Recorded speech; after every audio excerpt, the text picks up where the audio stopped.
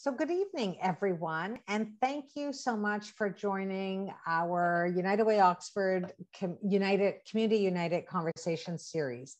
My name is Kelly Gilson, and I am the Executive Director with United Way Oxford.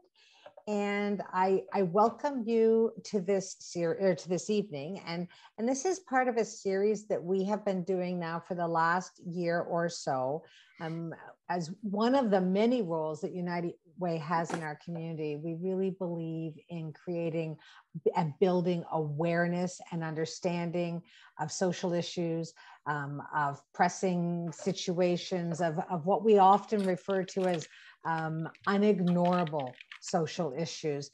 And before we can make change and before we can, make things better, we have to actually acknowledge that some of these issues are indeed here in Oxford County. And I think over the last few years, we've certainly seen that a small community, a small rural community, is certainly not immune to some of the issues, the social issues that for many years, lots of us would have thought perhaps were really more big city, urban kind of issues, and they're not. And so that's a little bit about why this series has come forward. And I want you to know that this session is being recorded, and you're welcome to come back to our website afterwards, and you can show it at your workplace, at your family dinner table, at your book club. I mean, lots of opportunities to just open a dialogue and help inform people across our community. Really quickly, I will tell you that United Way Oxford is 100% local, and the work that we do, whether it's fundraising and investing in programs and services, or whether it is working with community partners and mobilizing action and bringing collective wisdom together to make a difference, everything we do is in Oxford County, for Oxford County citizens, and it's by Oxford County staff and volunteers, and we couldn't do what we do without volunteers. So we are very grateful for all of the support, and then of course this technology and this opportunity to reach out in new ways. So as we highlight some of the issues, I want to just let you know that this is one of a series. There will be many coming up over the coming months. Please, you're welcome to go to our website or pay attention to our social medias to find out what some of those topics will be. I want to, and I'll introduce everyone in a moment, or more appropriately in a moment, but I really want to thank our panelists and our guest speaker for taking time out of their day to share information and knowledge and their experience on this very important topic. It is not a comfortable topic. It is something that many will find unsettling, and yet it's really important that we learn more about it and what's happening. And so I thank you for joining, and I just want to remind anyone that if this triggers anything for you, please feel very comfortable to disconnect and reach out for help, because that's very important. So before we get into the nitty-gritty, I would like to just take a moment and acknowledge the land that we're on. And for us, that here, I'm in Woodstock, many of us are across the county, but we'll begin this meeting by acknowledging that we are meeting on Indigenous land that has been inhabited by Indigenous peoples from the beginning. As settlers, we are grateful for the opportunity to meet here, and we thank all the generations of people who have taken care of this land for thousands of years. Long before today, as we gather here, there have been Indigenous peoples who have been the stewards of this place. In particular, we acknowledge the traditional territory of the Ananashbek, the Lenape, and the Haudenosaunee. This territory is covered by the Upper Canada Treaties. We recognize and deeply appreciate their historic and current connection to this place. We also recognize the contributions of the Métis, Inuit, and other Indigenous peoples have made and are making, both in shaping and strengthening this community in particular, and our province and the country as a whole. As settlers, this recognition of the current contributions and historic importance of Indigenous peoples must also be clearly and overtly connected to our collective commitment to make the promises and the challenge of truth and reconciliation real in our communities, and in particular to bring justice for murdered and missing Indigenous women and girls across our country, and in memory of the deceased children and survivors of the Indian residential schools. So I just want to remind everyone that Truth and Reconciliation Day is this Thursday, September the 30th. It's a day to reflect, to learn, to participate, to choose to support an Indigenous organization. And for those that are interested, there's also an opportunity to march. In Ingersoll, there's a March for Truth and Reconciliation. It's leaving from the Park Pavilion at the Ingersoll Cheese Museum at 6:30 p.m. And we are orange. So I thank you for that. And then just a little bit about the rules. We don't have a ton of rules, but we're going to have a few rules before we get going. As I said, the session is recorded. It will be available. Our participants are all on screen here and are showing up on the recording. All of our community members are not, but the audience is able to ask questions through the chat box. So that's being monitored, and we will answer some perhaps as we go along. We will do a Q&A period towards the end. So if you have questions or anything, please type those into the chat box. We'll also use it as an opportunity to put up some resources as possible. So I think that's a little bit about how we're going to go. We're looking to have a conversation, not a real formal presentation. So we want it to be comfortable. We want people to jump in. And I, again, am just really grateful for the support of the women. On my screen, it's beside me and below, but I'm not sure how that actually pans out on yours. I look at people and I always think they can see me, but actually you don't know that I'm looking at you. So it's a great reminder that although we have now spent a lot of time as a world, I think, on Zoom, Zoom is not perfect and it's not quite the same. So if there's a barking dog or, something else that goes on, bear with us, because it's all part of the experience is what that is. So let me begin a little bit perhaps by asking our local panelists to introduce themselves a little bit about their name and their position, their professional position, and perhaps a little bit about their organization. And then we will get I will introduce our guest speaker after that. So Laura, I'm going to start with you, if you don't mind. And Laura is a community counselor and sexual assault therapist with DASO that serves Oxford County and is located here in Woodstock. So Laura, would you like to just say a few words as an intro? Sure. So my name's Laura, and I'm a social worker and psychotherapist at DASO. And I've had the privilege of working with trauma survivors for the past 10 years. So briefly, DASO, for those who don't know, is an organization that serves Oxford County. And we provide services for women and children who have experienced abuse, domestic abuse, intimate partner violence, or sexual abuse.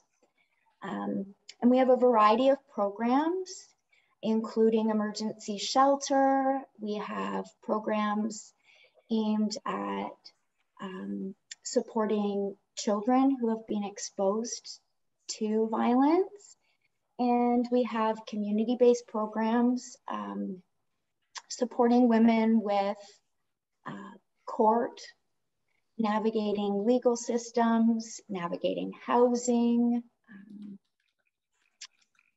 And we also have a 24/7 crisis and information helpline that I'm hoping is going to be put into the chat. So if there's specific questions or services that anybody would like more information on, feel free to call our 24/7 crisis line. Okay, thank you very much, Laura. And so now I will move over to Constable Lisa Naranchik from the Oxford OPP and just ask you to do a little intro of yourself. Sure, thank you for having me. So I'm Constable Lisa Naranchik. I'm with the OPP here in Oxford County. So my position at the detachment is I get to work with a lot of lovely people like Laura from DASO, the officers from Woodstock Police. I sit on a lot of really good committees because I work alongside community organizations dealing with domestic violence, mental health, human trafficking. So I'm kind of the go-to at the person at the detachment who is the contact for a lot of the community organizations so that we can link individuals who may be having some ongoing issues within the community or whatever may be happening. I'm kind of the go-to to help victims or survivors within the community. Thank you very much. And so next I'm going to move over to Woodstock Police Services, and you can tell which block that is. And I'll ask Detective DeClark and Detective Wilson to maybe just introduce yourselves and say a few words from the Woodstock Police Services perspective. Yeah, thank you so much for having us. We're honored to be part of this panel. We're very excited about the conversation that's going to take place tonight. We're just very honored that we can be here. So my name is Detective Constable Wilson, and this is Detective Constable. Yeah, go ahead. Detective DeClark. And we are the Detective Constables assigned to the Special Victims Unit here at the Woodstock Police Service, which is a unit of our Criminal Investigations Branch.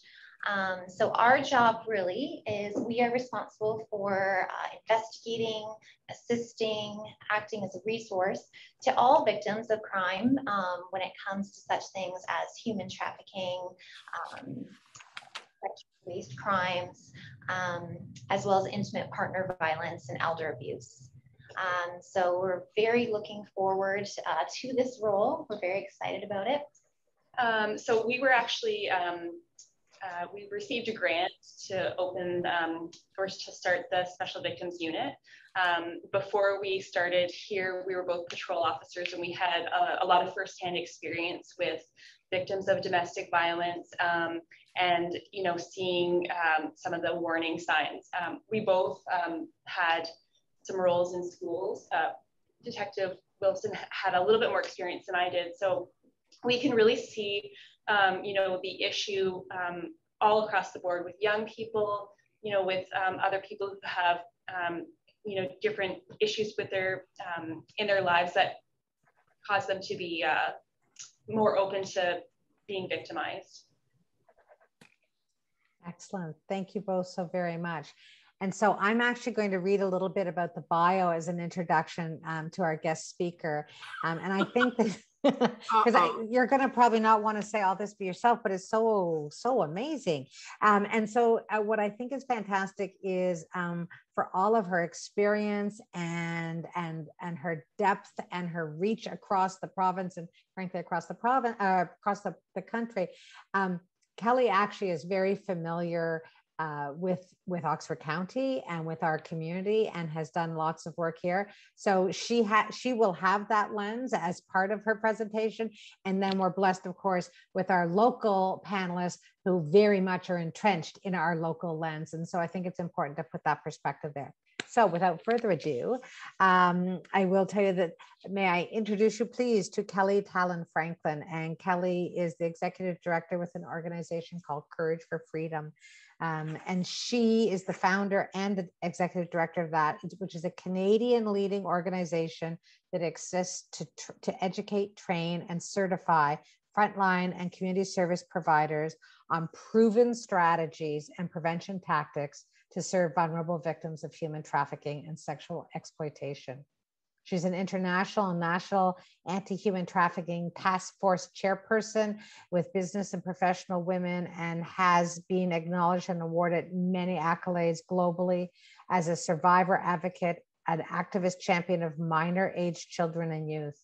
Kelly and her teams and their projects have created awareness moments and developed support for victim survivors of human trafficking and sexual exploitation that include equine therapy, trauma-informed and person-centric care approaches that are revered and respected.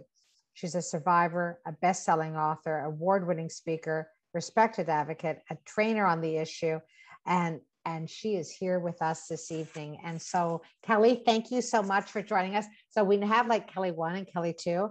I think in fairness, you should be Kelly 1 for the evening. So I am going to turn it over to Kelly 1 to get us started on this really important topic, and one that I believe is not well known or even understood. And I know you have so much to say. So it's all yours, Kelly, the floor. First, I want to say thank you for tackling this in your community, because when we lead out of awareness and information, we have a better capacity at not just intervention and postvention, which the officers are involved in and Laura's involved in, but we can get ahead of this a little bit and look at prevention. I'm almost embarrassed by my introduction. When I came out of the late 80s, when dinosaurs roamed the earth, I was a victim of human trafficking and sexual exploitation.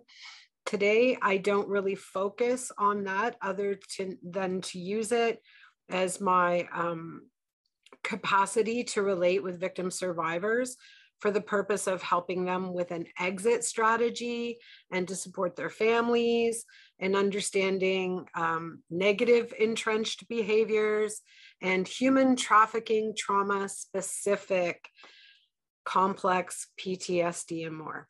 All that mouthful to say, we have an issue, and Oxford is not immune.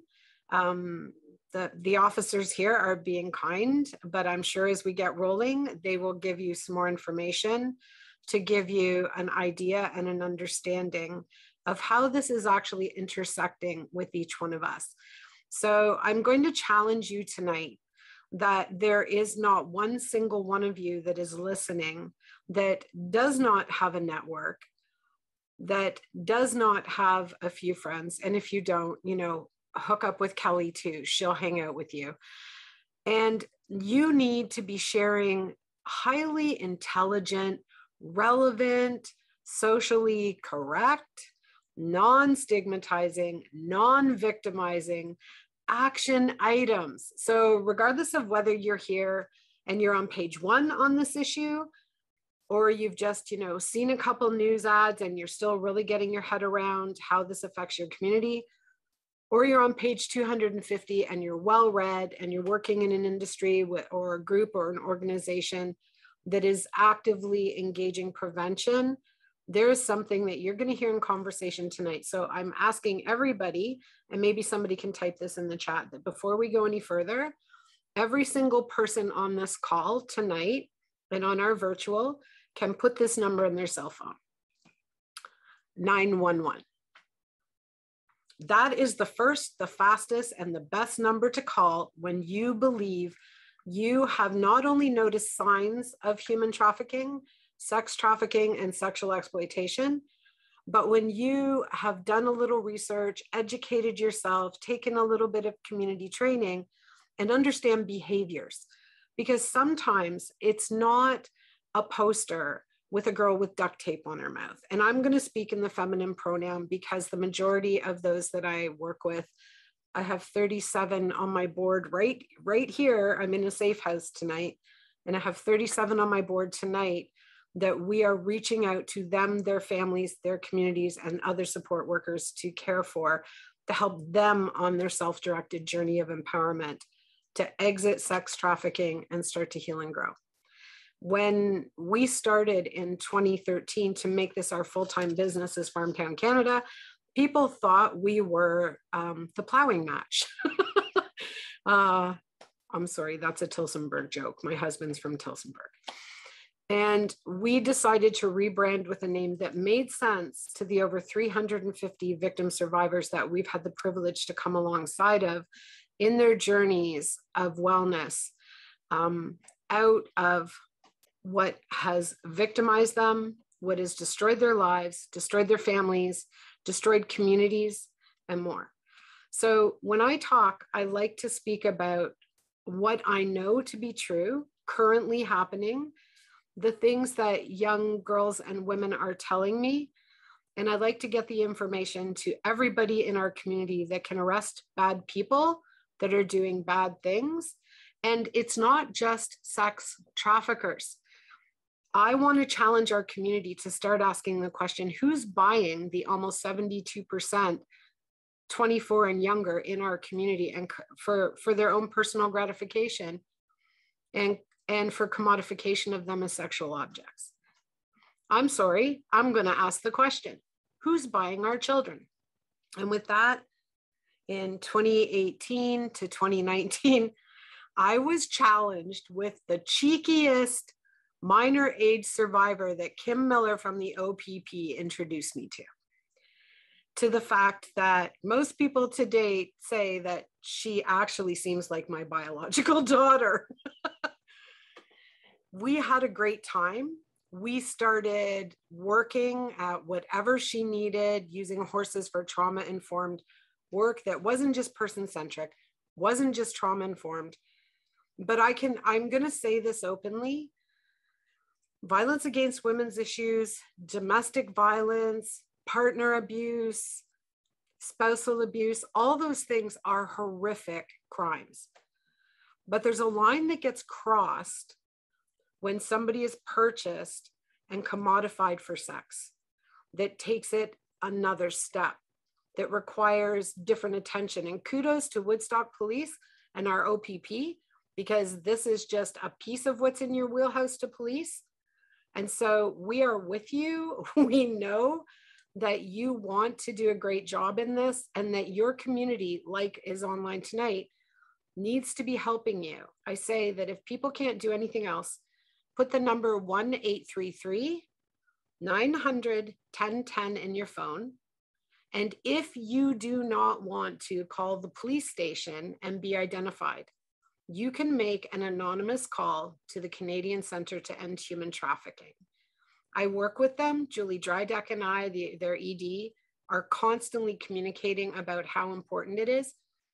But can I also tell you this, and maybe my police officer sisters on this call are going to appreciate this. If you do call the police or you call the center, could you just let them do their job? You don't know what kettle of fish you're going to present to them. You do not know how they're going to police this issue, how they're going to respond. You are not going to get a notice in the newspaper that you're the one that called in. You might not see it in the news. I can tell you that I've worked with victim survivors from 2013 at 15 years of age, that until June 1st of this year, and if you look it up on CBC London, you'll see a current case that I can't talk about in St. Thomas, that it took that long to put this together.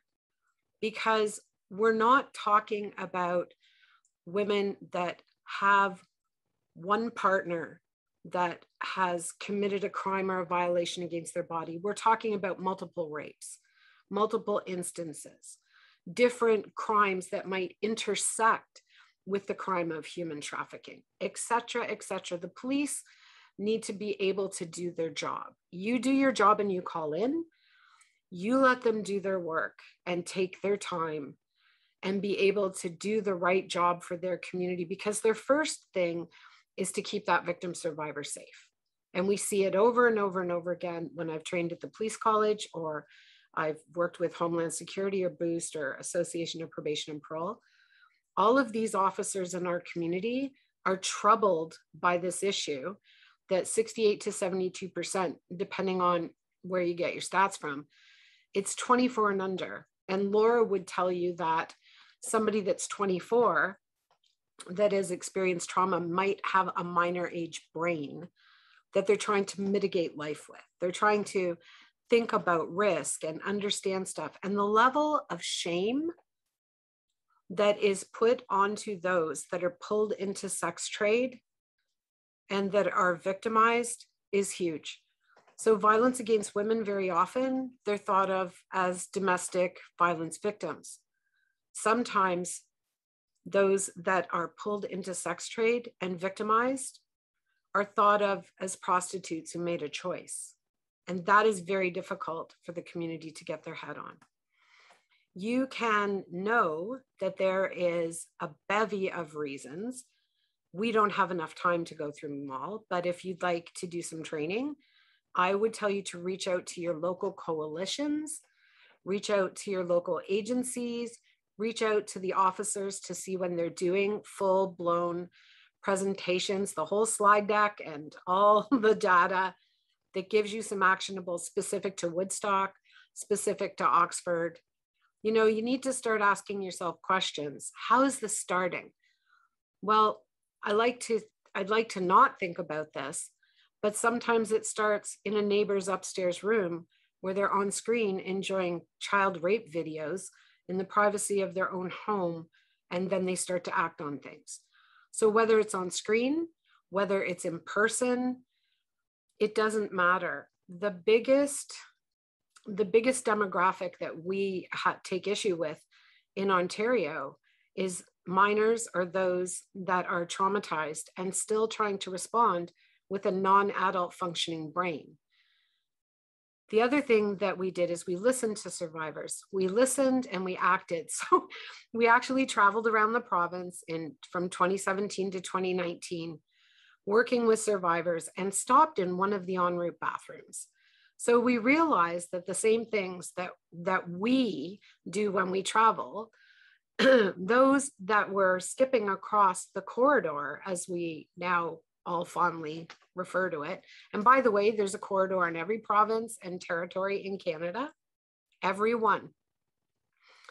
That those victim survivors and pimps or madams or boyfriends or those that were forcing them to work in sex trade for personal gain, they also needed the bathroom, gas, and food. So in 2019, with the help of a 16-year-old, we put together what's fondly known as ProjectOnRoute. We celebrated with our communities. We caused a lot of attention to this and decided we wanted to end the buying and selling of girls and boys' children in our province and in our country. And it was our responsibility. I'll never forget Ed Sanchucks from the OPP. He served a warning to those that were buying or selling our kids that the police were coming for them. And I fondly remember that day because our community in Ontario listened to a 16-year-old that said it isn't enough to have a poster of a girl with stringy hair sitting down on a curb looking disheveled. Her comment was, "I don't look like that. No wonder why nobody could ever find me or speak up for me by making a call." The second thing was, in some of the posters, she'd see headless looming men with their arms crossed standing behind her and said, "What is wrong with that? If we just arrest all the men with heads, with no heads, we'd solve the issue." Sometimes humor is necessary to deal with this problem. We moved ahead. We pushed our government. We used governmental will. We handed governmental wins to our politicians. They were engaged that day. It was all hands on deck, all industries, all sectors. And then I traveled the province with Jill Dunlop, MPP, then on this file. And I sat down at 13 stakeholders meetings across the province and I listened.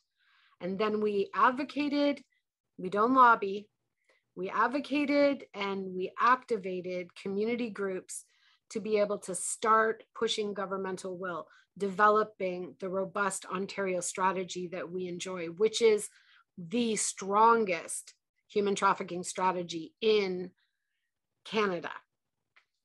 Kelly, can I interrupt for a moment? Yeah. I think for the people in the audience that are joining us, I think when you talk about the ProjectOnRoute, and as we sit here in Oxford County and we recognize we are at the heart of the crossroads on the 400 series of highways. Definitely. That again, you know, trafficking can look like a lot of different things. Some of it is going to be that highway exposure and we're right there. And some of it might be very different in the communities themselves as well. But maybe you could expand a little bit, or maybe one of the officers. And I'm going to ask the officers okay. 2 questions. I'm going somewhere. Stay with me. My PTSD Excellent. has me jumping around in a circle. Sorry. But we ended up moving this onto Project Maple Leaf to say, if Canadians want to stop the buying of their kids, it can't just be up to the police. It cannot just be the government. It cannot just be Bill Blair's office federally for public safety. It cannot just be victim services. It has to be everybody on deck, not worrying about who takes the credit. You know who gets the credit? Survivors that we help and support. And if we just reach one, it's worth it. So we are launching, and I'll talk about this later, Project Ontario starting February 22nd.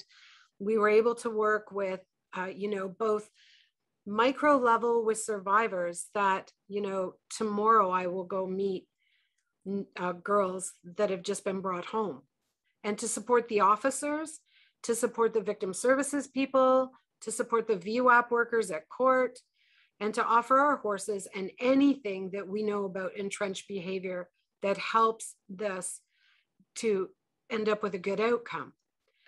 The sad thing is there's money involved, and the officers can talk to you about what kind of money is involved, secondary crimes, and different things.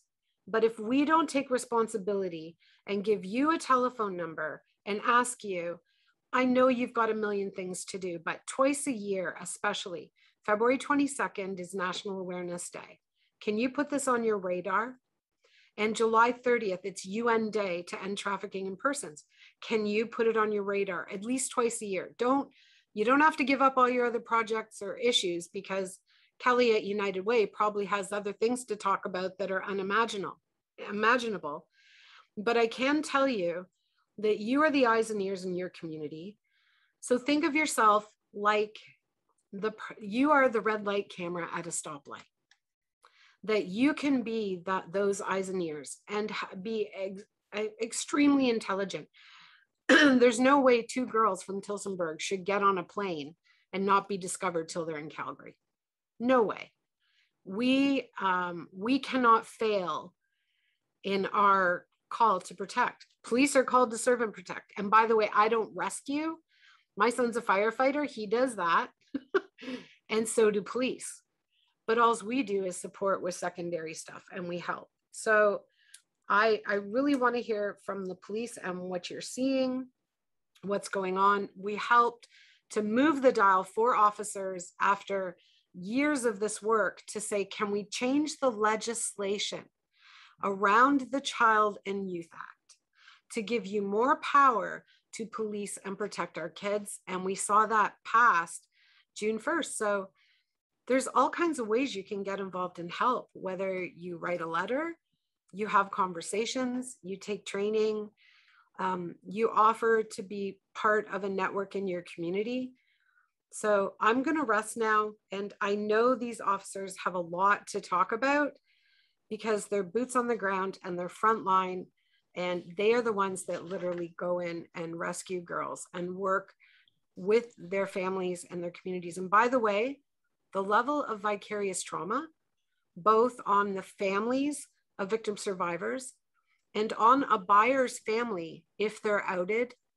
So if a buyer is outed and you're talking about them in community, it affects their wife, it affects their children and their co-workers. This crime is so much bigger than we think it is. And the vicarious trauma, the horrific things that these officers hear and that I've walked girls through, nobody should ever live through them. So the officers as well, kudos to them. And we need to keep taking care of our police officers that police this for all of us. So I don't know who wants to. Thank you, Kelly. One. I'll go over to Constable Naranchuk, maybe. Yeah, sure. Thank you. Quite a few things were running through my head as Kelly was speaking. And just to start with, because I'm OPP, I can't confirm enough. We live in a very large county, and we have very main thoroughfare. We have 2 main highways that run through our county, right through to Toronto, where there's an airport, to Kitchener-Waterloo, where there's an airport, to Hamilton, where there's an airport, and the other direction where London and both Windsor and Detroit have airports. They are quick and easy access for anyone. The other thing that our county has is hotels and motels. Not just the main hotels that are right off the highway, but we have a lot of smaller hotels. And with the way and the climate of the times with COVID and our homelessness issue, but our highway access. So when we look at what we have in Oxford County total, we have approximately 10 hotels. It's not just travelers that are using these hotels, it's local people, people that are coming and going. We also have 4 truck stops in our county. So all these things make it easy access for stopping for exactly what Kelly talked about: food, gas, washroom break. So it makes quick access for anything, especially for the human trafficking. These truck stops are operating 24 hours a day. So we have car and truck washes as well. We also have an adult entertainment facility within our county, which also is a prime spot that could help facilitate for human trafficking. It certainly makes it easy access in the times of our Zoom meetings and internet and social media is bigger and better for people to become victims of human trafficking. Our young people are engaged and they know how to use the computer system, unlike some of us older generation who have difficulty zooming in, but it's out there and it's available, unfortunately. And the other thing that struck me when Kelly was talking was how, like when we talk about the highways, it's not just something that happens. She talked about something that happened to 2 young females from Tillsonburg and a female from Woodstock. When we talk about things like human trafficking happening, it doesn't just happen in our community.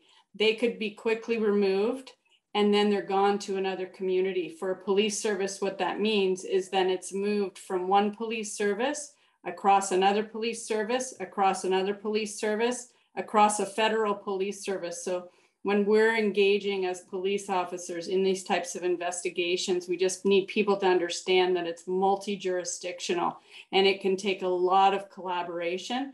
But I can tell you that with the provincial strategy and across country, that police are certainly engaged to work collaboratively and coordinate our investigations to really support the victims, because it is victim-centered, and the key point is that we help the victims and help support the victims. Of course, we want to prosecute the accused and get people behind bars, but first and foremost is to really save and help the victims. So that's what my thought kind of was. Thank you very much. So now I'm going to swing over to the Woodstock Police Services room and the 2 wonderful detectives joining us from there to see what you would like to add, because I think this is all like sort of building and increasing our awareness overall. Yeah, it really is. And, Lisa touched on a lot of the points that we're going through mine as well. And just looking at the section of human trafficking that applies to, the 401 corridor, Lisa's absolutely correct that these girls get moved so quickly that we don't have the time that it really needs to build the rapport with them and the trust.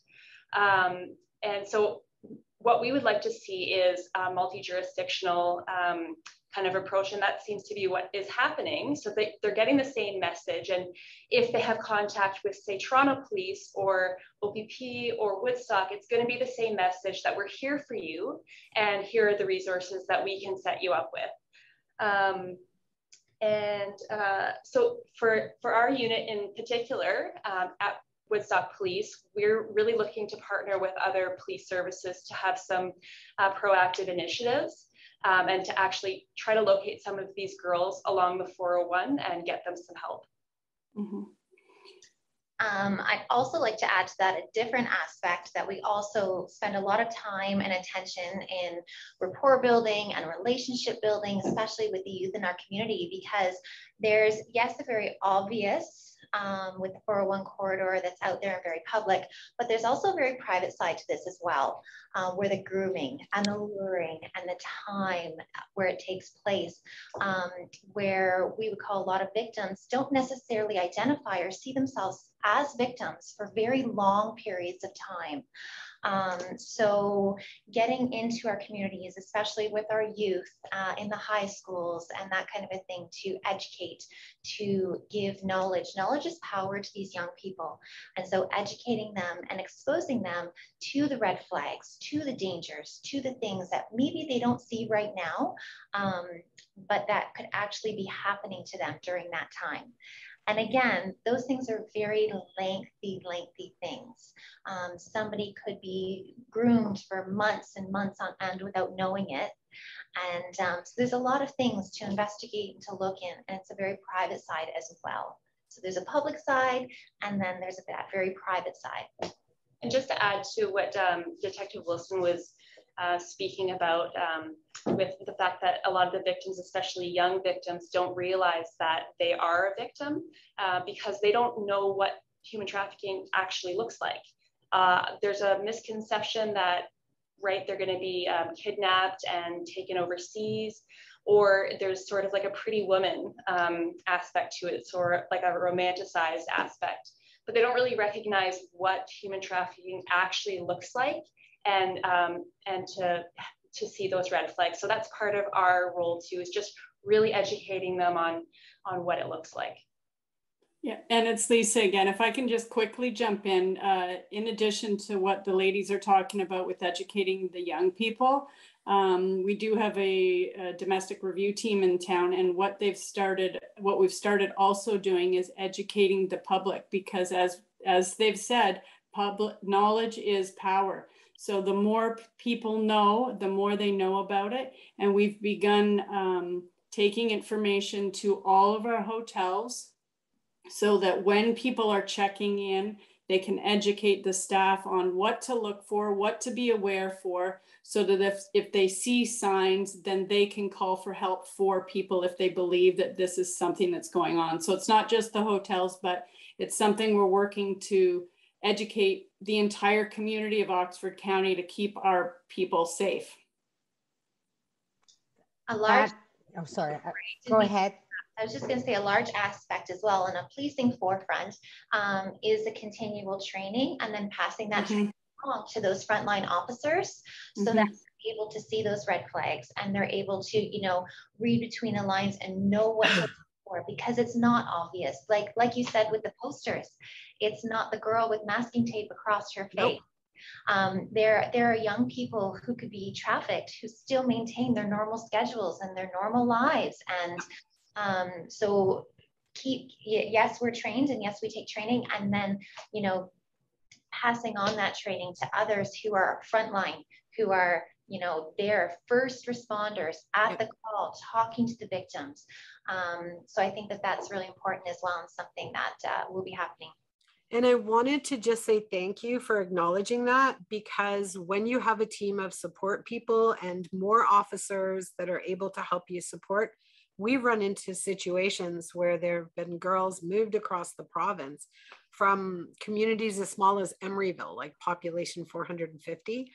So it's really important, if anybody's on call and they're not like, you know, Woodstock proper or downtown Tillsonburg, the widest community in Ontario, that you are still a feeder fish community for those that want to criminalize young people to make up to $250K tax-free a year by selling them. And honestly, they are not interested in anything you have to say or think about this. All they care about is their money. And that's why officer engagement with those that are criminals is vitally important, because you can't go off trying to be like Thelma and Louise or anybody else. I'm so old, I say Cagney and Lacey. I've just dated myself, haven't I? Oh, geez, dinosaurs roam the earth. But one of the things that's important, and I think we can intersect Laura into the conversation right now about trauma brain. So one of the questions that officers hear, we hear, the Crown Attorney talks about, and families ask about, is why are they so entrenched in shame? And what happens? Why is there this pull to go back to somebody that's victimized them? Why is it so difficult to put together an exit plan, an exiting strategy? And, you know, there's lots of case studies in the past, like, you know, Amanda Todd and her mom, my friend Tamaya Nagy and Kat McLeod, and all the survivor sisters that I know are everywhere.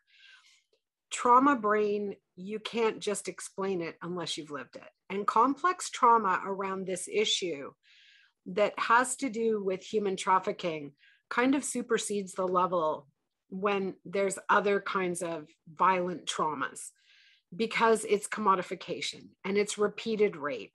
And it has to do with the grooming stages that brings somebody to the place where they've targeted a young person specifically, if it's what we call a Romeo pimp or a popcorn pimp that's just popped up. They are banking on the psychology of grooming, luring, exploiting. And it's not like it's just this phase that's seamless. They're willing to be patient, and go back and forth till a young girl can be moved. And in one case, a young girl I worked with that was 13 and a half was in 20 cities within 30 days, moved along the highway and then groomed and experiencing a level of trauma that has taken us 4 years to just start the conversation for her to even understand what happened. There isn't one single girl that I've ever worked with that didn't say to me, oh, I knew about this issue, but I never knew it was happening to me. And Laura, you can speak to that with neurology and brain development. And that's why it's so important that the officers are saying, yes, let's get into the schools.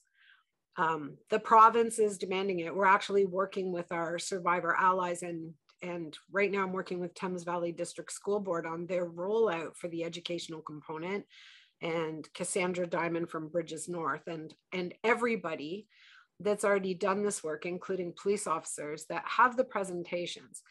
They need to be survivor led. They need to be educationally vetted for the learning piece. But I really believe that teaching young people how to support each other as peers, because out of those 350 girls, not one of them could keep themselves safe. And I also believe, Lisa, what you were saying is vitally important, that unless we're concurrently educating the community like we're doing tonight, why is it the kids' jobs to keep themselves safe? If they could have done that, they would have already. So Laura, can you chime in and speak to the trauma bond piece and why, you know, the work of the police officers, it extends past just regular policing and writing a report. Like, I know you guys are being humble about this. Yeah, Laura, please. Thank you. Well, I think I was listening as you were speaking about some of the risk factors that are unique to Oxford County. And I think I have a question more so than anything that maybe we can discuss. I'm just wondering, with the layer of COVID right now, with our youth being especially isolated, I know in my program, in my sexual assault program, the number of youth that are being impacted by sexual violence that's unique to this environment of COVID, where their social interactions are either online or very isolated. And also, parents often don't know when they are socializing. So I'm wondering, that's what I'm seeing in my program. And I'm wondering how that's translating on the ground, Kelly, right now with our youth and who are being groomed for the purposes of trafficking. So Stats Canada, I'm going to let the officers chime in on this because they're boots on the ground, but Stats Canada gave us a report across Canada in 2019. There's an increase of 43% of human trafficking issues, and those that operate in these circles and already, you know, our Canadian task force is always catching research. We are so afraid to see those numbers hit well over 80% during 2020. We don't even have those numbers. And there's a problem with reporting, disseminating of information, how the information is linked. Children's services, they are responsible. Now with the changes to the Child and Youth Amendment Acts, officers have more power to intervene with 16, 17, and 18-year-olds. I don't know if your training is rolled out yet, but I know it's coming. It's current legislation we advocated for to give officers more power and means to protect, especially the vulnerable, the youngest, those that have no understanding. They think they're dating, you know, they think they're dating, making money. They have a job. Some of them just don't get what's happening to them. And so one of the things that we can do is help our communities to start educating at a very young age about content and contact and consent. And instead of vilifying this thing, parents have to stop blaming social media, because for a lot of young people, that's a lifeline. And it's actually their mental health support. So how do we bring young people into the conversation and say, tell us what you're seeing out there? What are you hearing? Is there anything that makes you feel upset or afraid or vulnerable? Is there any of your friends that you're worried or concerned about? And getting that power into our parents' hands at a very young age, to work with what we know is going to be part of our societal makeup for the rest of our lives. Isolation is going to be a thing. Mental health is on the rise. Addiction, a lot of times intersects with these issues, but let's not put the cart before the horse. Majority of those that are young and are pulled into sex trade and they're victimized, they are fed drugs, or they use drugs and alcohol as a response to self-medicate because they just can't deal with the shame and, you know, where their life is at. And the person that they thought they fell in love with and get, like, let's be honest, how many of us just here that we can see each other on the screen, how many of us were teens? Teen girls that thought we knew better than everybody, but we also broke rules. And sometimes we weren't safe. And sometimes we thought the adults didn't know what the hell they're talking about. It is no different today. So the added thing that you have working with community and the police have is we have to remember Teenology 101 is part of policing this and securing safe spaces.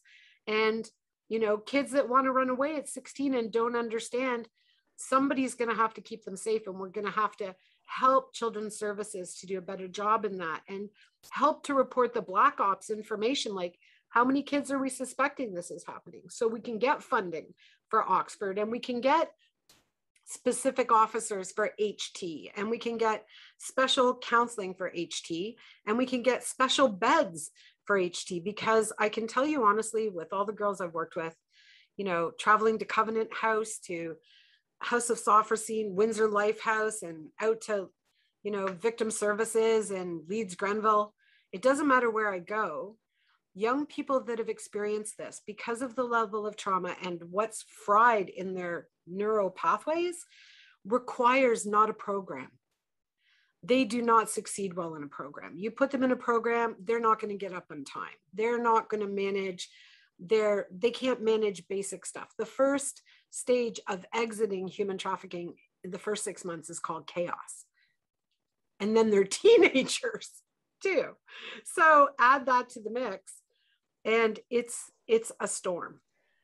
I have a few, I'm sorry, I have a few questions, but Kelly, before I lose track of one, if I can just kind of bring you back a little bit, you were talking about the parental piece, and one of our questions in the chat box is really about what it's not specific about parents, but I think parents, educators, coaches, like adults, safe adults who care, who want to make a difference. What should they be looking for? I mean, what do they need to know that they don't know now?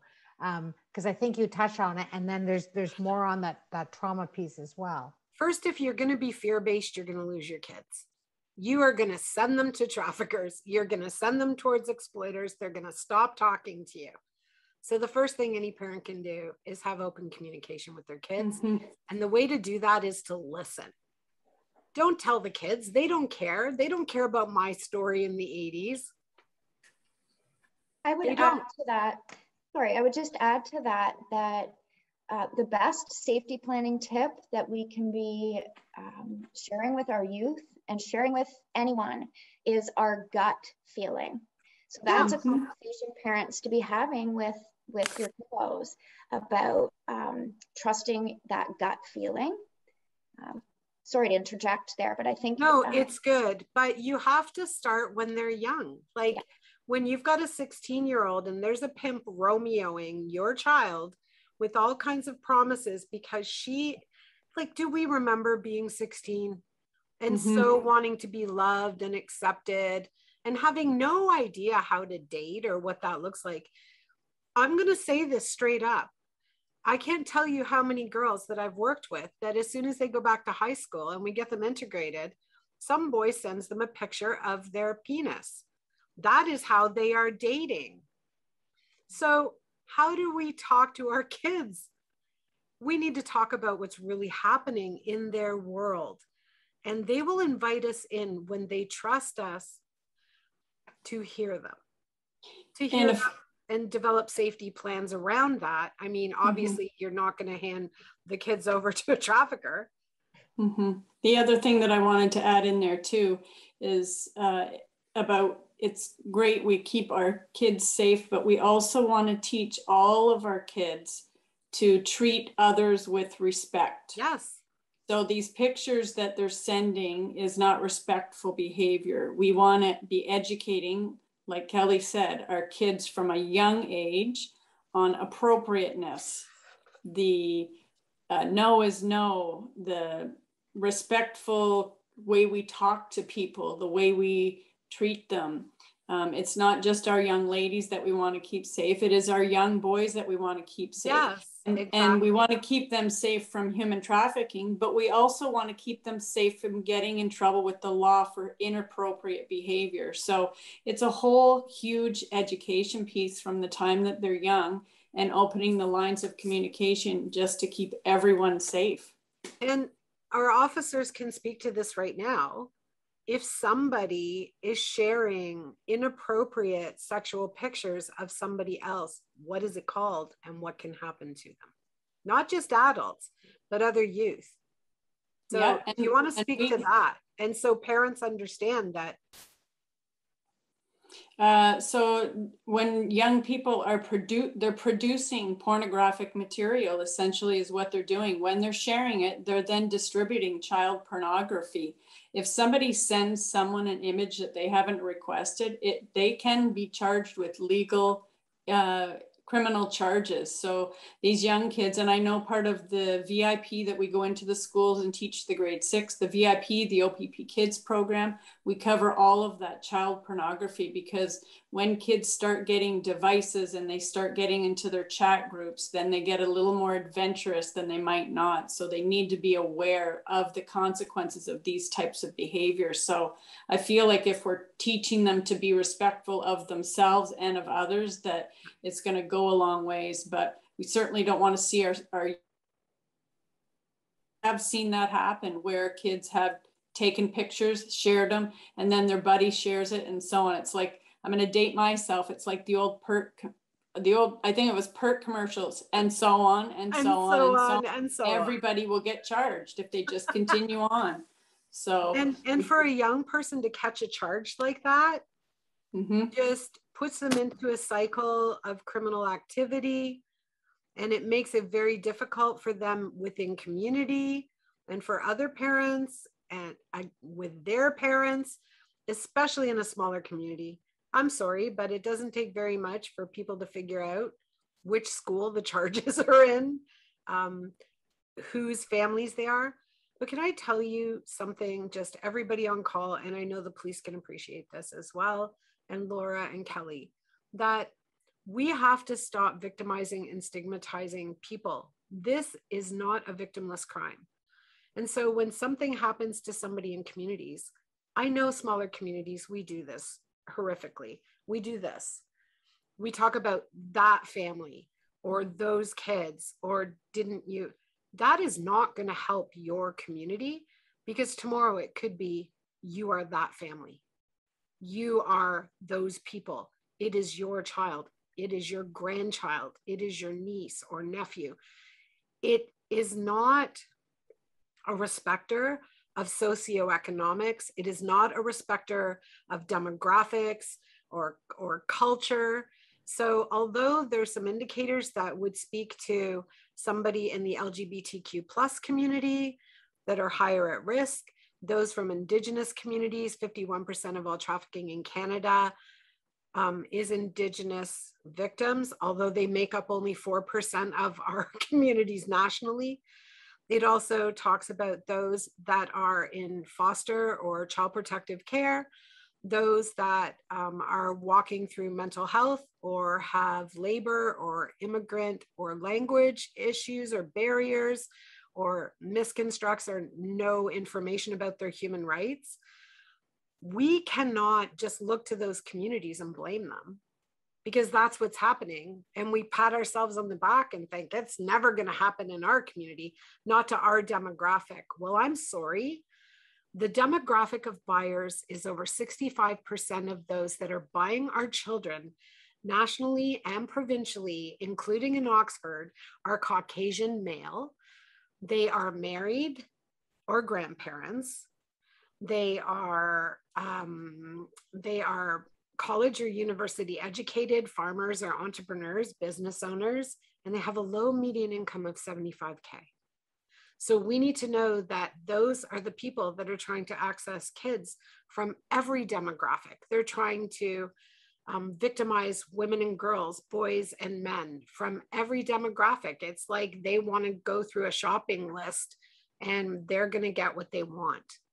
And so until we start talking about that in our community, until we start bringing men into the conversation without man-shaming them, but instead building this allied community that wants to protect all our children, women, girls, boys, and men, we are not going to move the dial. I'm sorry. I'm just very passionate about this. And we cannot do this alone. So the police cannot do this alone. United Way Oxford can't do this alone. Laura cannot answer all the telephone calls that she's going to get after this if somebody thinks their kids need to come talk to her. You know, Tillsonburg has a really great multi-service center as well. I worked with Woodstock when they had a version of Welkin in their community and helped set up a lot of stuff there.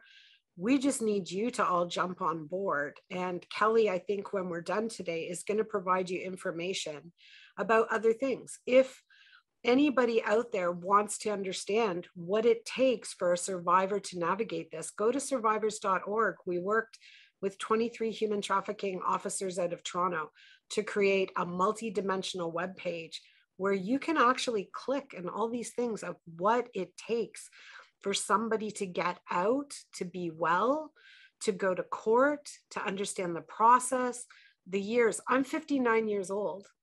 And I said, this happened to me in the 80s. My PTSD-induced trauma is with me every day for the rest of my life. I just learned to navigate it and how to keep myself well. I would rather see us all together do some more prevention and move the dial so there's less young people in our community that are at risk for this. And we have to talk about the culture of cool. You know, language is important. Language is important when I'm seeing t-shirts that say wifey, and that's a pimp term for girls and women that were in a stable together. They were owned by pimps.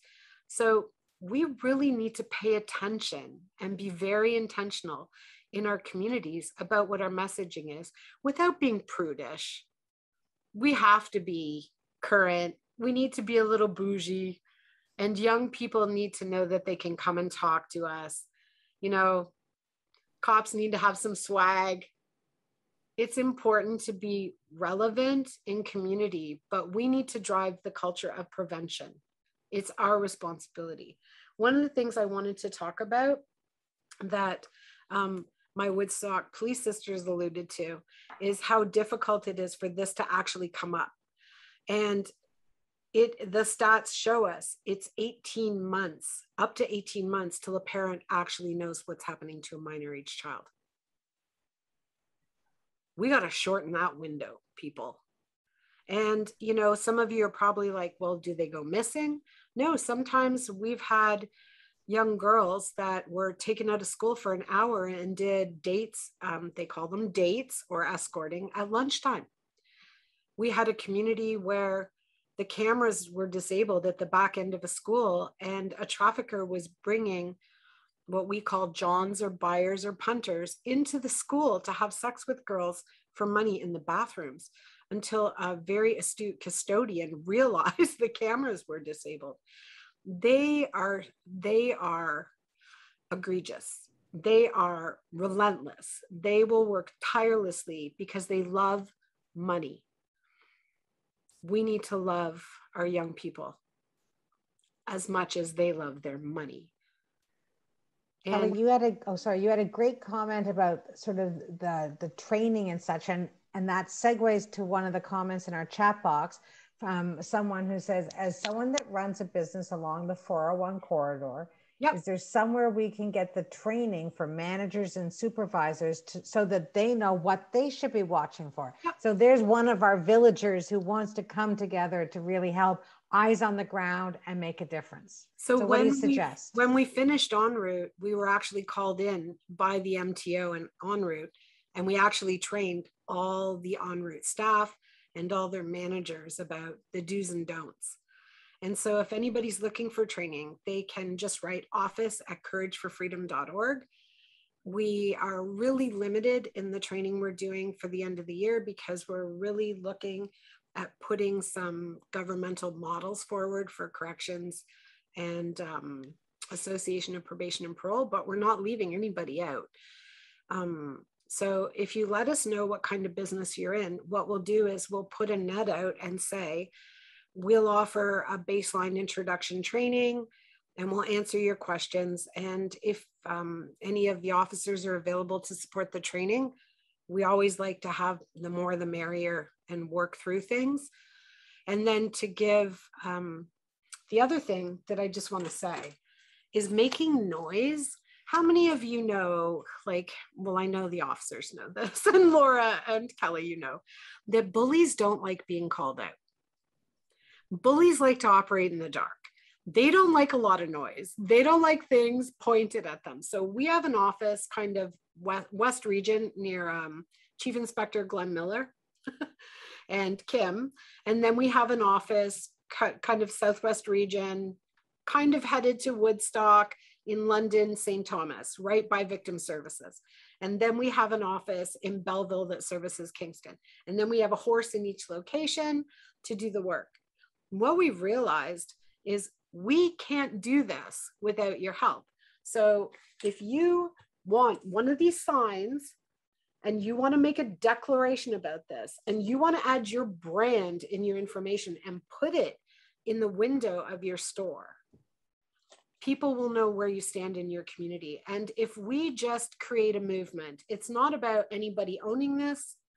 If we create a movement across our province that's making so much noise that we're unignorable,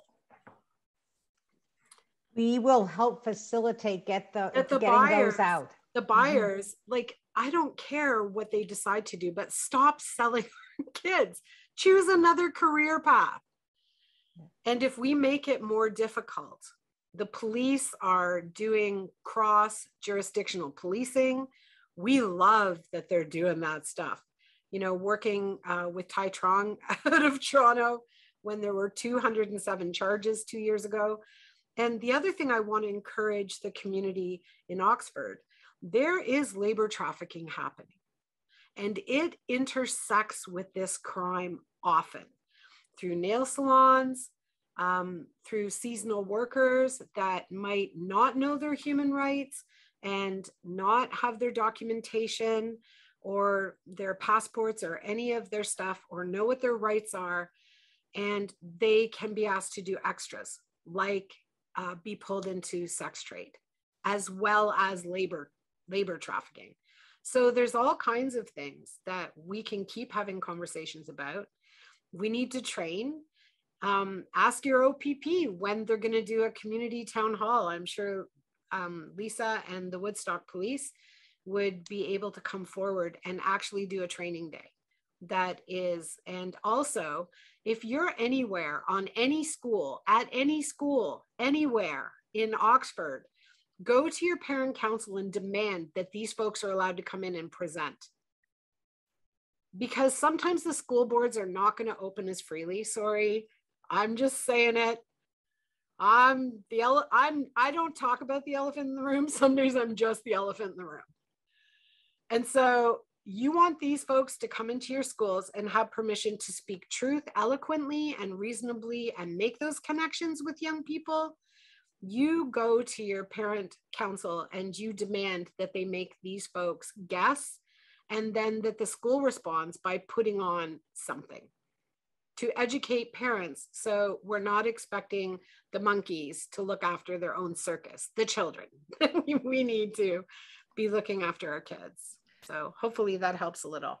You're a fantastic elephant in the room. Just saying.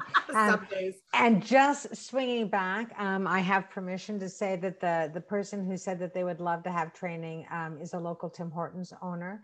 But you know, it's an interesting piece because her store is not actually on the 401; it's just off of the 401. Well, that's as would be all kinds of, you know, restaurants and at every exit along the highway, we know, you know, what you tend to see. And so, you know, I think this opportunity to do training, we're getting lots of comments in there about how can we get more training. And I think the Woodstock police spoke a little bit about SUV and some of the work that they're doing, yep.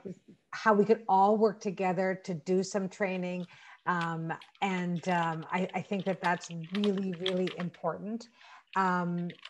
I'm just trying to look at some of the other comments. While I look at some of the questions, if I could maybe go to Laura for just a moment. I don't know if there's anything else you'd like to specifically say about trauma, but and I don't even have an actual question per se, so I'm leaving you hanging here, except that over the last year and a half, as we have talked from United Way lens, and we've done a number of these series, and we've had lots of community conversation, we hear trauma, the impact of trauma, the results of trauma, the stresses of trauma over and over again. And so whether that's when we're talking about the trauma related to those that are homeless and living on the streets, that are dealing with addictions, obviously here and elsewhere, trauma is a real common thread, and it's, I'm sure there's no easy fix. I mean, as Kelly has said and others, it's really hard. But for people that have trauma, that have been through, whether it's this exact scenario or something sort of relative or related, where do they go to get help? Like, who do they call? Who's there to help them? That's a good question. So I think it's important to speak to this. Oxford County does a really excellent job at filling gaps and flexing in ways that may not be their mandate. Service providers will flex to meet needs, but it is a reality of our community that we're really limited on services, especially trauma-specific services.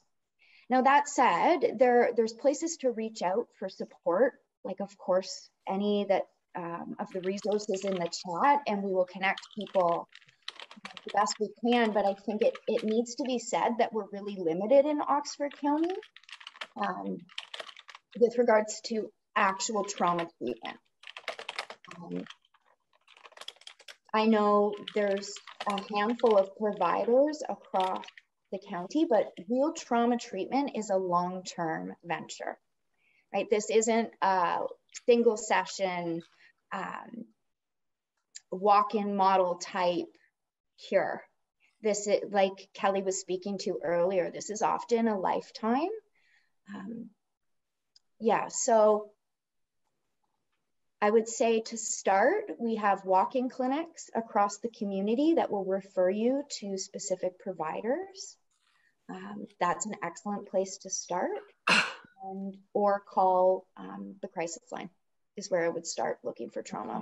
I would love to challenge the community that if you go to survivors.org and see what other communities to set up is available, that you see where those gaps in your communities are, and you work together to start pitching to your parliamentarians to get those services to your police, to your victim services, and into your communities, so that they would be human trafficking specific.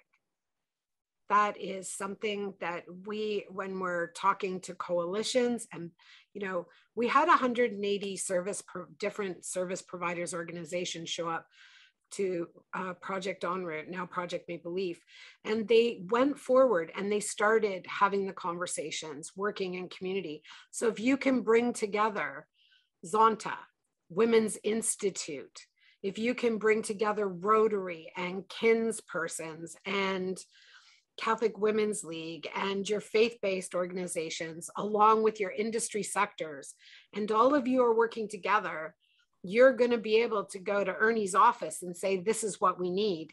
We need you to advocate for our community. Here's the gaps. We can't expect the police to do it all. We need some of this stuff. And, it's great that the trucking organizations and companies, they're helping, but they still have a long way to go. They struggle with something called lot lizards and all kinds of weird, strange things. Not everybody is on deck with what the Women's Truckers Association is doing. They can't be out there by themselves. You can't wait for them to do your work. Your civic duty is to get involved at some level with this. And even like I said, I would like you to be involved in this 24/7. That's what I do. But if you can only be involved twice a year, use that as a measuring stick for your communities to make sure your police services are funded. Help your chiefs, help your regionals get the funding.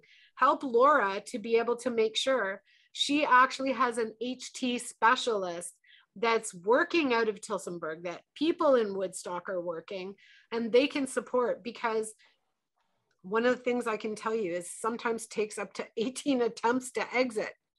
Why? Because we say to young people, we're going to get you safe, and then there's nowhere for them to go. And sometimes they can't go back home because the home environment does not understand what they've been through.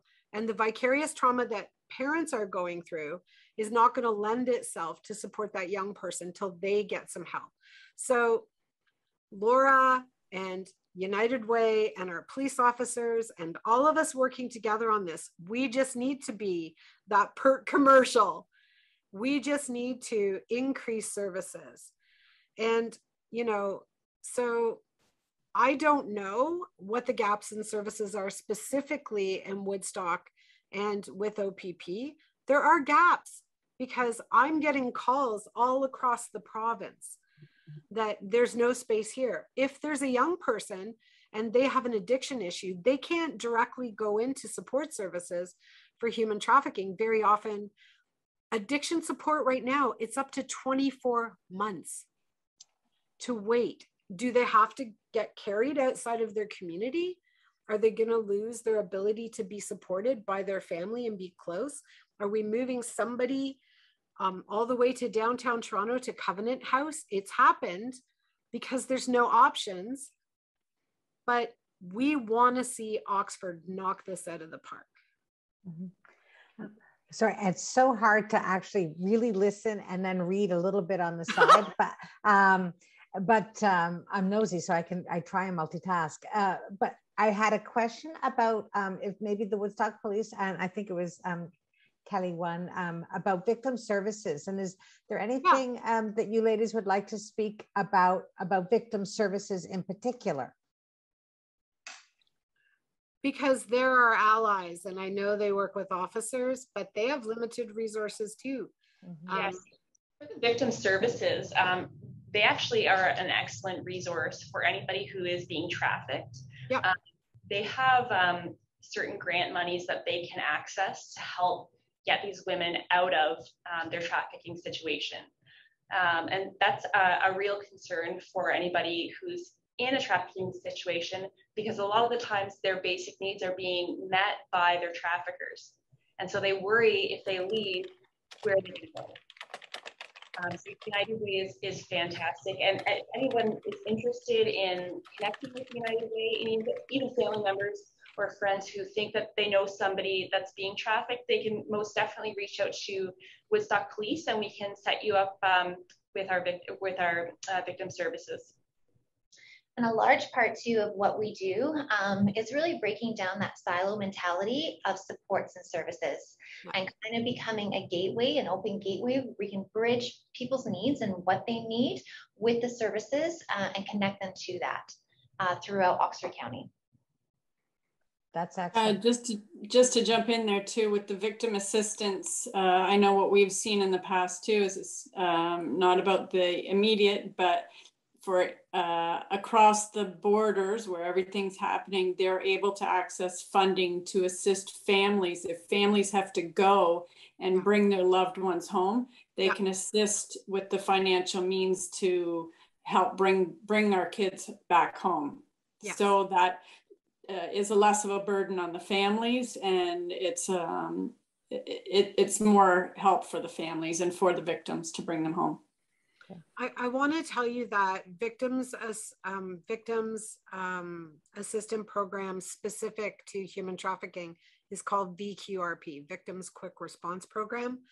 There is a lot of money available, but it's very specific, and it's only available now if there isn't another way to pay for services. So sometimes there's expectation now on parents that can afford it to pay for the trauma care for their kids, and it puts a burden on the family. I'm not complaining. I'm just saying it's not like there's free money everywhere. And also there's parameters. So very often, if it's going to take us 18 months to identify what's happened to a young person or somebody that's been trafficked, whether they're adult or child, doesn't matter. There is a 12-month window of the trafficking incident in only to qualify. So that 12-month window, like I said, I have been working with a young person that was 15 in St. Thomas since 2013.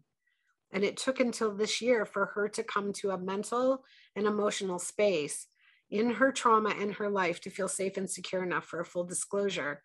If you read about it, it was actually a music teacher that the 4 high schools in that community were endorsing to teach kids. And it took this long to work on this because we do not have all the solutions. And this young woman now, who's an adult and moved on with her life, has been brave enough to come back to stand up for community, and 16 other incidents of voyeurism were discovered. So we don't know what we don't know. The problem is victim services can only fund in the parameter anything that was human trafficking in the last 12 months. So one of the things that I do when I'm working with a victim survivor is I get them on record, and then I go and notarize my notes so that very often I can go ahead and present them to victim services without them having to tell their stories multiple times and taking them back into trauma and questioning whether they can work with police. The police have an insurmountable job in front of them. As Lisa said, and our Woodstock police agree, that their job is to work with victim survivors first, and then to look at convictions, which is a whole juxtaposition from what police are usually trained in. And to the credit of the police that you have working on this, I know and have heard nothing but excellent resolving reports about how they treat victim survivors, the referral systems, multiple agency supports. But I also know when somebody's entrenched in that much trauma, sometimes they can't navigate multiple service systems, people. It's overwhelming.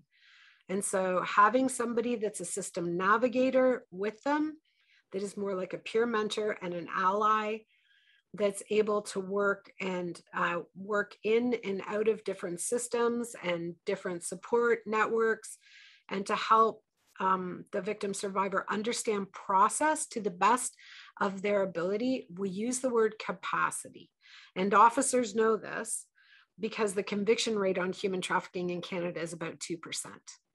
And so a victim's capacity to be able to endure the process of re-victimizing themselves by revisiting their statement and their trauma, the officers need our help to have more supports in the community to help them secure stronger, better convictions that stick and aren't overturned, and to push the bad people into another field. Let's just say that. That's a good way to put it. I would, in this case, I'd love to ask Laura a question about, we've had a couple people talk about, could someone share a real case story to give an example of a kind of how something happened and then how hopefully it ended in a positive light.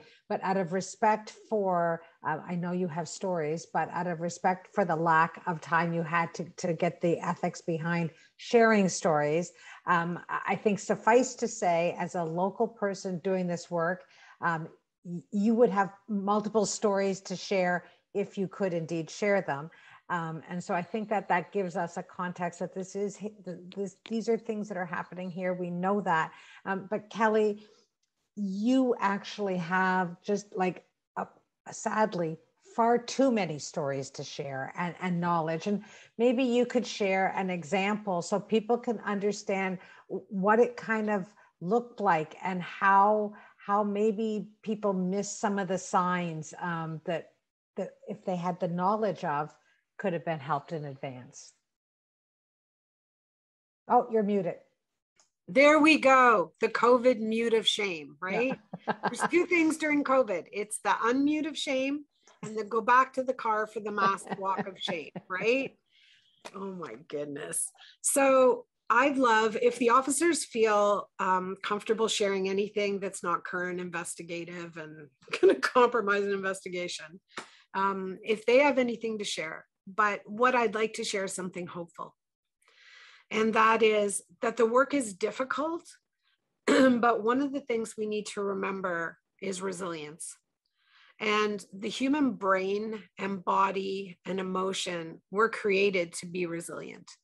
And so when we have opportunity to engage, especially younger victim survivors that have not repeated the cycle and been pulled in and didn't receive the healing that they deserved, or and I don't like to use the word overused. I think it dates me as empowerment. I don't believe in empowerment any longer, because something in that is stating that I have power, and the power doesn't lie within me. It's within that survivor. So what I really believe is helping to go on a journey to hand somebody the tools that they could test drive as part of their toolkit and self-direct what they're going to need for the rest of their life is the most important thing we can do. We wrote this. We had two young girls. They're both out of, one is out of Oxford and the other is out of Elgin, Middlesex. And both of them, after we figured out what was happening and got them some support, there was some missteps. So the first young girl, she was trafficked originally at 12. Nobody knew she was missing after school for an hour, and she was just getting dropped off at home. She was circulating from communities all across southwestern Ontario. Parents were just very trusting.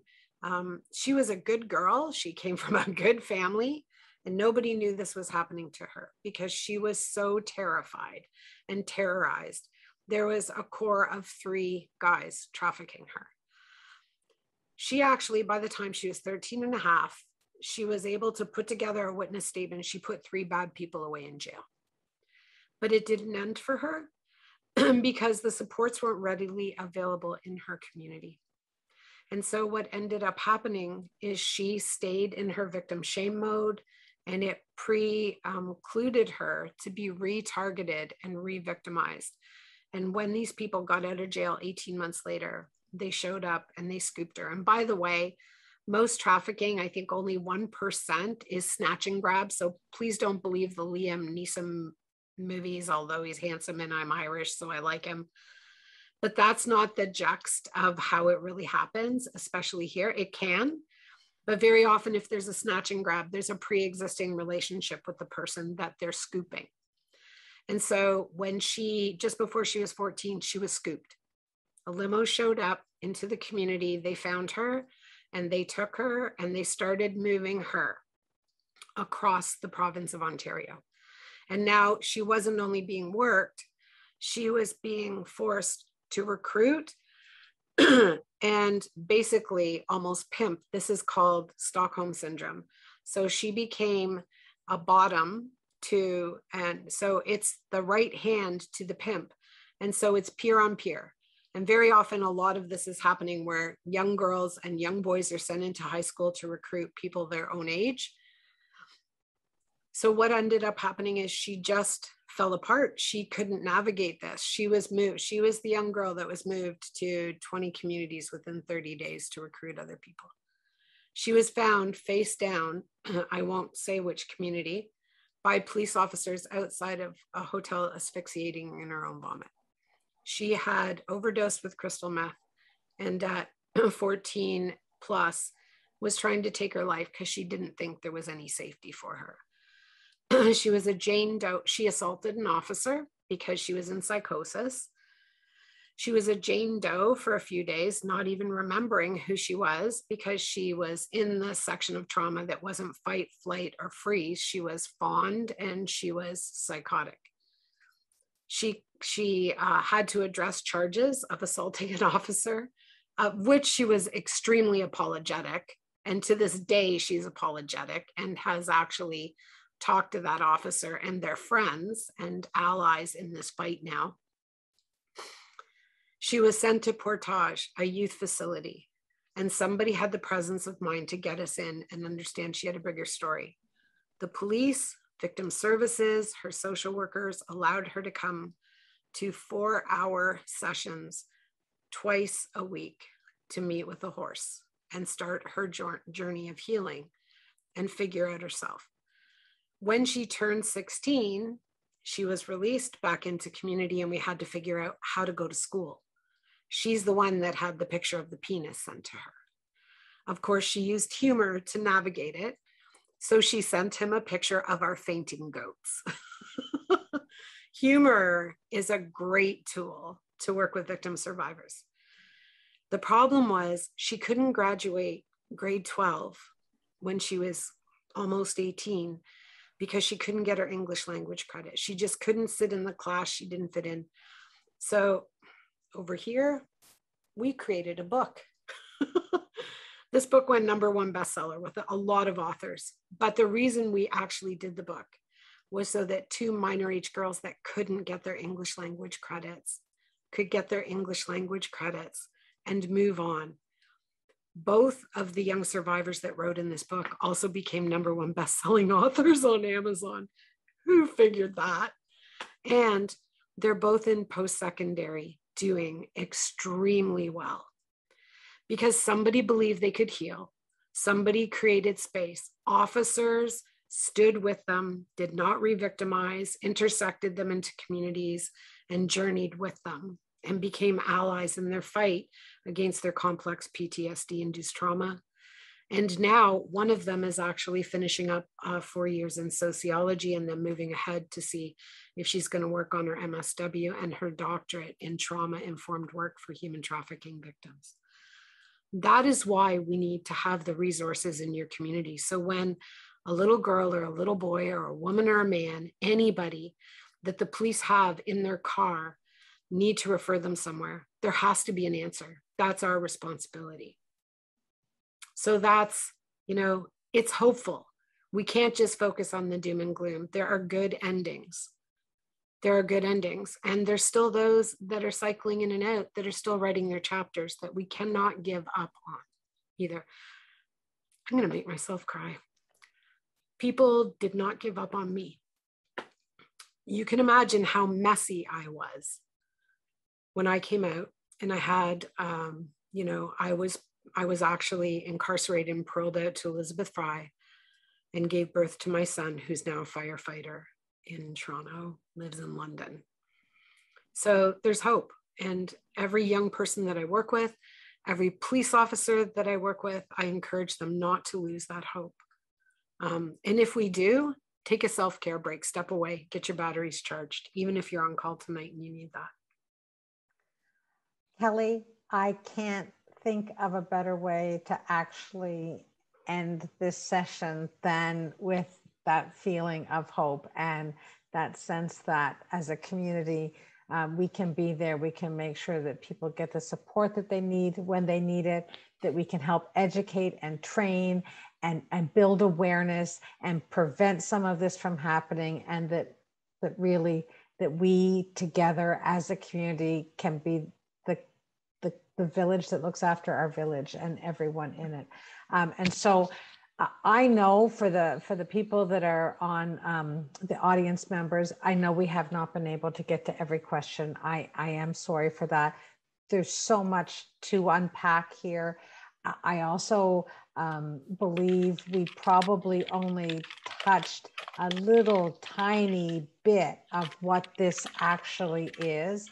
But I thank each and every one of you on the panel for sharing your bit and to helping us understand, for those of us that are not boots on the ground, that are not doing this day to day, that are often oblivious to some of these things because they're just not what we think of as our world, or maybe what we see, even if it might be in front of us. We don't know what we maybe see. You have helped us understand that we need to be aware, and that we all can learn more, that there are resources available. Both, Kelly, you've mentioned a number here. There are so many others that we can get. And as a community, as we partner together, as United Way and the OPP and the Woodstock Police and DASO and Children's Aid and so many others, we can do more as we collaborate together, and we can advocate more for our right to have the programs and services and supports and assistance in our community that we deserve and that we need. Because sometimes I think in rural communities, we just accept that, oh, well, there's not enough support to go around, but there is, and we can make that happen. And so on that note of hope, I think it's a great ending. I can't thank each and every one of you enough for doing your piece. Kelly number one, thank you not only for sharing your expertise and your incredible passion and commitment to this, but also your personal story. And I just want to tell you, the world is a better place with an elephant like you in it. Oh, goodness. So thank you so much. I'm gonna social media message it out that I got something of a good elephant tonight. My husband's gonna love that. And somebody's sharing the organic shampoo commercial with us in the chat. So you really, metaphorically sharing these things, you guys are not going to forget this. Please have socially intelligent conversations. Please keep going. Support your United Way. Give them money. Let them do their job and help us. If you want to learn to lobby and advocate and write letters for your police services to get more money and more resources and stuff in your community, start working with Zonta, start working with Women's Institutes. We're actually working right now on a campaign. Our charity doesn't take government money. I have to keep my voice open to be able to speak. But we've helped so many people get money. We just helped Sudbury to get $380,000 with their victim services by grant writing. And Central in Niagara Falls, $980,000 for French specific services. So come on, Oxford, if you want this, the money is there. There's an election coming. Let's get to it. Absolutely. And, I think it reinforces the fact that we have all over many years we as community organizations and volunteers and community services work together. And I think every year we get better at working together and supporting each other and lifting each other up. And this was another example of how we can support each other and continue to move forward and also support the community. So thank you all so very much. Everyone at home, thank you for joining us. We really appreciate you taking the time out of your evening to watch. I hope you learned a lot. I hope you watch our website for upcoming sessions on, again, unignorable issues that we all need to learn more about so that we can create the change and create the kind of community and the kind of Oxford that we all want to live, work, and play in. And I will say good night for now. Please pay attention to the resources and remember that this is recorded. So it's a great reference for you if you want to share it with others at your workplace, or again, through any kind of opportunity you have to just create and build awareness, and watch for opportunities on local training as we again look at new partnerships and new programs and services. So there's going to be more coming, so stay tuned on that. So thank you all and good night.